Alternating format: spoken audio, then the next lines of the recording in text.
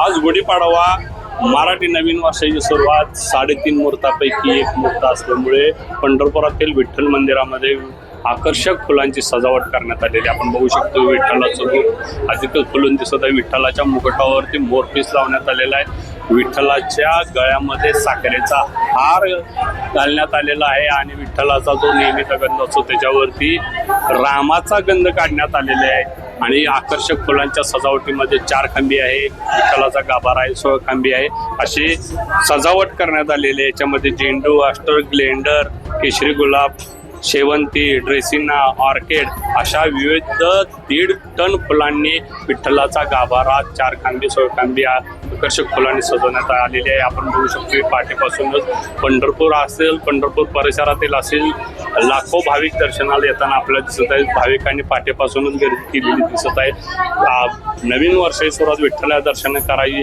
अशी परंपरा आहे। आपण बघू शकतो विठ्ठलाचं रूप अधिकच फुलून दिसत आहे। पंढरपुरातून जगदीश डांगे, येडेस, मराठी।